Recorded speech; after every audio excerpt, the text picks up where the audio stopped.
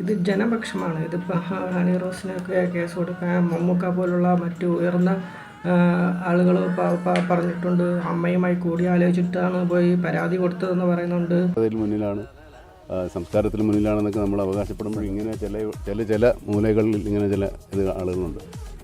പക്ഷേ ഇപ്പോൾ അതാരെയാണ് ബാധിച്ചത് എന്ന് നോക്കുമ്പോൾ ഹണി റോസിനെയാണ് ബാധിച്ചിരിക്കുന്നത്. കാരണം ഈ പറഞ്ഞ പിണറായി സഖാവും മമ്മൂട്ടിയും പോയി ഹണി റോസിൻ്റെ സിനിമ കണ്ടെന്ന് പറഞ്ഞാൽ അത് വിജയമാവില്ല. അത് ജനങ്ങൾ കാണണം, ജനങ്ങളെല്ലാവരും കാണണം. ഹലോ ഗൈസ്, എല്ലാവർക്കും ഒരു പുതിയ വീഡിയോയിലേക്ക് വിശദാംശം ബോച്ചെ എന്താണ് പറഞ്ഞതെന്ന് പറയാനാണ് ഞാനിപ്പോൾ വന്നത്. ടെക്നിക്കൽ ഇഷ്യൂസ് കൊണ്ടാണെന്നാണ് പറഞ്ഞത്. അത് കാരണം അന്നേ ദിവസം തന്നെ ഇറങ്ങാനായിട്ട് കഴിഞ്ഞില്ല. പുള്ളിയുടെ വക്കീൽ അങ്ങനെയാണ് പറഞ്ഞത്. അതായത് ജാമ്യാപേക്ഷ കിട്ടിയെങ്കിലും ജയിലിൽ അന്നത്തേക്ക് കൊണ്ട് എത്തിക്കാൻ പറ്റില്ല. 6 മണി വരെ അതിനുള്ള സമയമുള്ളൂ. അപ്പോൾ അതിനകത്ത് അത് അവിടെ എത്തിക്കണം, പിന്നെ പുള്ളി സൈൻ ചെയ്യണം, ഇറങ്ങണം. അപ്പോൾ ആ ഒരു ടൈമിൽ പുള്ളിക്ക് ഇറങ്ങാൻ പറ്റിയെന്നില്ല. ഈ ഇന്നത്തെ എന്തുകൊണ്ടാണ് ജയിലിൽ നിന്ന് ഇറങ്ങാനായിട്ട് ഇന്ന് രാവിലെ വരെ കാത്തിട്ട് വന്നത്? അതിൻ്റെ പ്രധാന കാരണം എന്തോ ടെക്നിക്കൽ ഡിഫക്റ്റാണ് പറഞ്ഞത്. ഇന്ന് രാവിലെയാണ് റിലീസ് ഓർഡറുമായിട്ട് ജയിലിലെത്തുന്നത്. ഇന്നലെ എത്തുമെന്നാണ് പറഞ്ഞിരുന്നെങ്കിലും ഇന്നലെ എന്നെ ആരും അപ്രോച്ച് ചെയ്യുകയോ ഒന്നും ഉണ്ടായില്ല. വരുമെന്ന് പറയുകയുണ്ടെങ്കിലും ഇന്നലെ ഉണ്ടായില്ല. പിന്നീട് അറിഞ്ഞത് എന്തോ ടെക്നിക്കൽ പ്രോബ്ലം ആണെന്നുള്ളതാണ്. ഇന്ന് കാലത്താണ് ഇറങ്ങാൻ സാധിച്ചത് എന്നുള്ളതാണ്.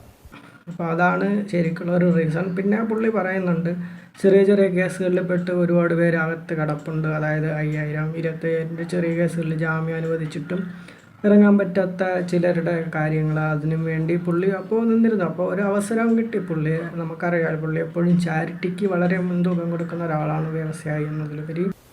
പക്ഷെ അതിനുശേഷം അങ്ങ് തന്നെ പറഞ്ഞിരുന്നത് ഇന്നലെ അവിടെ ഇറങ്ങാൻ കഴിയാതിരുന്നത് അവിടെ മറ്റ് ഇത്തരത്തിൽ 5000 രൂപയ്ക്ക് 10000 രൂപ കെട്ടിവെക്കാനില്ല തടവുകാർ ഉള്ളവരുടെ പ്രശ്നങ്ങൾ കേൾക്കുന്നതിന് വേണ്ടിയാണെന്നാണ്. അതെ, അതിനു വേണ്ടി ഇറങ്ങാതിരുന്നതല്ല. അങ്ങനെ ഒരു കാരണം ഉണ്ടായിരുന്നു. ഇറങ്ങാൻ ഇരിക്കാനുള്ള കാരണം അതല്ല മെയിനായിട്ട്, ഇന്നലെ വരാത്തതുകൊണ്ടാണ്. പക്ഷേ അവിടെ ഒരുപാട് പേര് എന്താ പറയുക, റെസ്റ്റോറൻറ്റിൽ ഭക്ഷണം കഴിച്ചിട്ട് ബില്ല് കൊടുക്കാതെ പോയതും അതുപോലെ ചെറിയ ചെറിയ കേസുകളായിട്ട് ഒരുപാട് പേരുണ്ട്. അപ്പോൾ ഞാൻ ചെന്നപ്പോൾ ഒരുപാട് പേരോട് എന്നോട് സഹായം ചോദിച്ചു. സാമ്പത്തിക സഹായം നമ്മൾ ചെയ്യാറുള്ളതാണ്, ബോച്ചെ ഫാൻസ് ഇതിലൂടെ ചെയ്യുന്ന പോലെ നമ്മൾ ചെയ്യാമെന്ന് പറഞ്ഞു.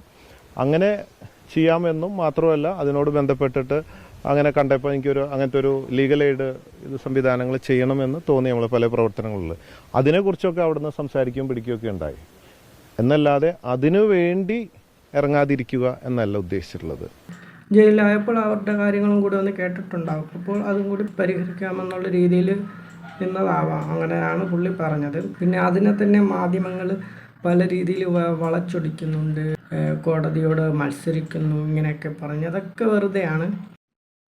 അതേ തുടർന്നും കോടതിയോട് ചോദിക്കുന്നുണ്ട്, കോടതിയോട് പ്രതിഷേധമാണോ മത്സരമാണോ ഇങ്ങനെ. അപ്പോൾ പുള്ളി അങ്ങനെ പറഞ്ഞു, ഞാനൊരു വ്യവസായിയാണ്, കോടതി ആദർശങ്ങളും നിയമങ്ങളും പാലിക്കുന്ന ഒരു വ്യക്തിയാണ്, അത്രത്തോളം ഒന്നും അല്ല. അതിരൂക്ഷമായ ഭാഷയിലാണ് കോടതി ഇന്ന് ആവർത്തിച്ച് പരാമർശം ഉണ്ടായത്. ബോച്ചെ മാപ്പ് പറയണമെന്നടക്കമുള്ള പരാമർശങ്ങളാണ് കോടതിയിൽ നിന്ന്. ഞാൻ പലപ്പോഴും നേരത്തെ വിളിച്ചപ്പോഴൊക്കെ ഞാൻ പറഞ്ഞു, ഞാൻ മനഃപൂർവ്വം ആരെയും വിഷമിപ്പിക്കാൻ വേണ്ടി ഒന്നും പറയാറില്ല, കഴിയാവുന്ന സഹായങ്ങൾ മാത്രം ചെയ്യുന്നൊരു വ്യക്തിയാണ്. പിന്നെ മനഃപൂർവ്വം അല്ലെങ്കിൽ പോലും എൻ്റെ വാക്കുകൊണ്ട് ആരെങ്കിലും വേദനിപ്പിച്ചിട്ടുണ്ടെങ്കിൽ എനിക്ക് മാപ്പ് പറയാൻ യാതൊരു ബുദ്ധിമുട്ടോ ഈഗോ കോംപ്ലക്സ് ഇല്ലാത്ത ആളാണ്. കോടതി പറയുന്നത് കോടതിയോട് മാപ്പ് പറയണം, അതായത് നിർബാധ്യം ഖേദം പ്രകടിപ്പിക്കണം എന്നുള്ളതാണ്. കാരണം വളരെ രൂക്ഷമായിട്ട് കോടതി വിമർശിക്കുകയും ചെയ്യുന്നു, നാടകം കളിക്കുന്നു എന്നൊക്കെയാണ് കോടതി ഉപയോഗിച്ച വാക്കുകൾ. കോടതിയോട് തീർച്ചയായിട്ടും ഞാൻ മാപ്പ് ചോദിക്കും. കാരണം കോടതിയെ ഞാൻ ബഹുമാനിക്കുന്നു, നമ്മുടെ നീതിന്യായ വ്യവസ്ഥയിൽ ഞാൻ വിശ്വസിക്കുന്നുണ്ട്. ഇത്രയും കാലത്തിനിടയ്ക്ക് കോടതിയെ ധിക്കരിച്ചു എന്നുള്ള ഒരു സംഭവം എന്നെ കുറിച്ചിട്ടുണ്ടായിട്ടില്ല, ഇനിയും ഉണ്ടാവില്ല ഭാവിയിൽ. ഇത്ര കാലത്തിനിടയ്ക്ക് അങ്ങനെ ഒരു സംഭവം ഇല്ല. കോടതിക്ക് കീഴ്പ്പെട്ട് നമ്മുടെ നിയമവ്യവസ്ഥകൾക്ക് കീഴ്പ്പെട്ട് തന്നെയാണ് പുള്ളി ഇതുവരെയും ചെയ്തിട്ടുള്ളത്. ഇതുവരെ അങ്ങനെ ഒരു കേസ് വന്നിട്ടില്ല, ഇനിയും അങ്ങനെ ഉണ്ടാകാൻ സമ്മതിക്കില്ല. എന്തെങ്കിലും ഉണ്ടെങ്കിൽ പുള്ളി മാപ്പ് പറയാൻ തയ്യാറാണെന്ന് പറഞ്ഞിട്ടുണ്ട്. പുള്ളിയുടെ കാര്യത്തിൽ നമുക്ക് പ്രത്യേകിച്ച് ഒന്നും പറയാനില്ല. കാരണം പുള്ളി ഒരു ചെറിയ കേസിൽ പെട്ടു. അപ്പോൾ അതിൻ്റേതായിട്ട് ടെക്നിക്കൽ ഇഷ്യൂസ്, ചെറിയ ഇഷ്യൂസ് വരുന്നുണ്ട്. കോടതി ഹാജരാകാൻ പറഞ്ഞ് വീണ്ടും ഹാജരാകാൻ പുള്ളി തയ്യാറാണ്. ബോച്ചെ തന്നെ നേരിട്ട് മാധ്യമങ്ങളോടത് പറഞ്ഞ കാര്യമാണ്. ഒരിക്കലും അങ്ങനെ ചെയ്യില്ല എന്നുള്ളതാണ്. ഈ നിയമവ്യവസ്ഥയോട് സ്വാഭാവികമായിട്ടും ഹൈക്കോടതി പ്രത്യേക പരിഗണന നൽകിക്കൊണ്ടാണ് ജാമ്യം അനുവദിക്കുന്നത്. അതിനുശേഷമാണ് ഇത്തരത്തിലുള്ളൊരു നാടകം കളിക്കുന്ന അടക്കമുള്ള പരാമർശങ്ങൾ കോടതിയിൽ നിന്ന് ഉണ്ടാകേണ്ടി വരുന്നത്. എന്താണ് ഈ ഒപ്പമുള്ള ആളുകളുടെ ഭാഗത്തു നിന്നാണോ ഇത് സംഭവിക്കുന്നത്? ഒരിക്കലും നാടകം കളിക്കുക എന്നുള്ള അങ്ങനെയൊന്നും നമ്മൾ ഉദ്ദേശിച്ചിട്ടില്ല. പിന്നെ മീഡിയകളിലൊക്കെ നാടകം എന്നുള്ളൊക്കെ അങ്ങനെയൊക്കെ പല രീതിയിൽ ഉണ്ടായിരുന്നു. പക്ഷെ ഒരു കാരണവശാലും നമ്മളൊരു ബിസിനസ്മാനാണ്, കോടതിയോടൊക്കെ അങ്ങനെ കളിക്കുക, ആരെങ്കിലും വിവരമുള്ളവരാരും കളിക്കില്ല. അതിൻ്റെ ആവശ്യമില്ല. നമ്മൾ അങ്ങനത്തെ ഒരു വ്യക്തിയല്ല. ഒരിക്കലും ഒരു ഉദ്ദേശശുദ്ധിയോടുകൂടെ അങ്ങനെ ഒരിക്കലും ചിന്തിക്കുകയോ പ്രവർത്തിക്കുകയോ എൻ്റെ ജീവിതത്തിൽ ഇന്ന് വരെ അങ്ങനെ ഉണ്ടായിട്ടില്ല. പിന്നെ ആ രീതിയിലേക്കുള്ള അങ്ങനെയൊക്കെ ചർച്ചകൾ കണ്ടു എന്നുള്ളതാണ്. അപ്പോൾ തീർച്ചയായിട്ടും ഞാൻ എപ്പോഴും ആവർത്തിച്ച് പറയുന്നത്, നമ്മുടെ നീതിന്യായ വ്യവസ്ഥയിൽ എനിക്ക് വിശ്വാസമുണ്ട്. കോടതിയോട് എന്നും ബഹുമാനം മാത്രമേ ഉള്ളൂ. എൻ്റെ വാക്കുകൊണ്ട് ആർക്കെങ്കിലും ഉണ്ടായിട്ടുണ്ടെങ്കിൽ അത് മനഃപൂർവ്വം ഒരിക്കലും ഞാൻ ചെയ്തിട്ടില്ല എങ്കിൽ പോലും അതിന് ഞാൻ മാപ്പ് ചോദിക്കുകയാണ്. അതിൽ എനിക്ക് യാതൊരു കുറവില്ല എന്നതാണ്. ഒരിക്കലും അങ്ങനെ ഉദ്ദേശിച്ചിട്ടില്ല. പിന്നെ പറയാവുന്നത് നമ്മുടെ ഹണി റോസിൻ്റെ കാര്യം പറയുകയാണെങ്കിൽ, അതിപ്പോൾ അവരുടെ കാര്യം എന്ന് പറഞ്ഞാൽ ഹണി റോസിൻ്റെ കരിയർ ഗ്രോത്തിനൊരു വളരെ തടസ്സം സൃഷ്ടിക്കാനിടയാകും എന്നുള്ള കാര്യത്തിൽ ഒരു സംശയവുമില്ല. ഒരു സെലിബ്രിറ്റി പക്ഷം നിൽക്കുന്നവർ ഒന്ന് മനസ്സിലാക്കണം, അവരെന്ത് ചെയ്താലും അവരുടെ കൂടെ എപ്പോഴും ആളുണ്ടാവും എന്നുള്ളൊരു വിചാരമുണ്ട്. അതുകൊണ്ട് അവർക്ക് എന്തും ആവാമെന്നുള്ളൊരു വിചാരമുണ്ട്. അങ്ങനെയല്ല, ജനപക്ഷമാണ്. ഇപ്പോൾ ഹണി റോസിൻ്റെ സിനിമകൾ ആരും കാണില്ല എന്ന് തീരുമാനിച്ചു കഴിഞ്ഞാൽ പിന്നെ ഹണി റോസിന് അവിടെ റോളില്ല. ആരും സിനിമയിൽ അഭിനയിക്കാൻ തന്നെ വിളിച്ചൊന്നും വരില്ല.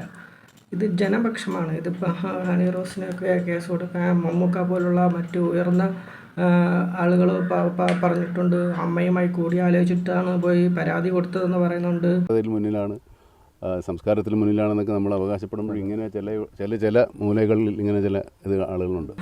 പിണറായി സഖാവ് വിളിച്ചെന്ന് പറയുന്നുണ്ട്. എല്ലാവരും വിളിക്കും. പിണറായി സഖാവ് കേരളത്തിലെ ഏറ്റവും ഉന്നതൻ തന്നെയാണ്. മമ്മൂട്ടി പോലുള്ള ആക്ടേഴ്സ് കേരളത്തിലെ ഏറ്റവും ഉയർന്ന തലങ്ങളിലുള്ളവർ തന്നെയാണ്. അവർ പറഞ്ഞിട്ട് കേസ് കൊടുത്തു. ഓക്കെ. ഇപ്പോഴിതാ ഈ വിഷയത്തിൽ ശക്തമായി പ്രതികരിച്ചിരിക്കുകയാണ് നടൻ മമ്മൂട്ടി. ബോബി ചെമ്മണ്ണൂരിനെതിരെ പരാതി കൊടുക്കുന്നതിന് മുന്നേ ഹണി റോസ് അമ്മയുടെ പ്രതിനിധികളുമായി ചർച്ച ചെയ്തിരുന്നു. സംഭവം അറിഞ്ഞ ഉടനെ തന്നെ പരാതിയുമായി മുന്നോട്ടു പോകാൻ ഹണി റോസിന് നിർദ്ദേശം കൊടുത്തത് മമ്മൂട്ടിയാണ്. പക്ഷേ ഇപ്പോൾ അത് ആരെയാണ് ബാധിച്ചത് എന്ന് നോക്കുമ്പോൾ ഹണി റോസിനെയാണ് ബാധിച്ചിരിക്കുന്നത്. കാരണം ഈ പറഞ്ഞ പിണറായി സഖാവും മമ്മൂട്ടിയും പോയി ഹണി റോസിൻ്റെ സിനിമ കണ്ടെന്ന് പറഞ്ഞാൽ അത് വിജയമാവില്ല. അത് ജനങ്ങൾ കാണണം, ജനങ്ങളെല്ലാവരും കാണണം. അതാണ് പറയുന്നത്. ജനപക്ഷമാണ് എപ്പോഴും. ജനങ്ങളെപ്പോഴും ന്യായത്തിൻ്റെ പക്ഷമേ നിൽക്കൂ. ആദ്യം കേസിൻ്റെ തുടക്കത്തിൽ എല്ലാവരും ന്യായമായിട്ടുള്ള രീതിയിൽ ഹണി റോസിൻ്റെ പക്ഷം നിന്നിരുന്നു. അപ്പോൾ ഹണി റോസ് അത് അവിടെ കേസ് കൊണ്ട് നിർത്തിയിരുന്നെങ്കിൽ ഹണി റോസിന് ഒരു ക്ഷീണവും കരിയറിലുണ്ടാവില്ലായിരുന്നു. എന്നാൽ ഒറ്റയാൾ പോരാട്ടം എന്നുള്ള രീതിയിൽ, ഞാൻ തന്നെ എന്നുള്ളൊരു ഭാവം എന്നുള്ള രീതിയിൽ മുന്നോട്ട് പോവുകയും സ്വയം കരിയറിന് ഒരു വിലങ്ങ് തടയാവുകയും ചെയ്തു. രാജ്യം എപ്പോഴും ഒരു ജനാധിപത്യ രാഷ്ട്രമാണ്. അപ്പോൾ ജനപക്ഷം തന്നെ എപ്പോഴും വിജയിക്കുള്ളൂ. അത് തന്നെയാണ് നമുക്കിപ്പോഴും ഇവിടെ കാണാൻ സാധിച്ചത്. ഇപ്പോഴും ബോച്ചയെ തന്നെ അനുകൂലിക്കുന്നു.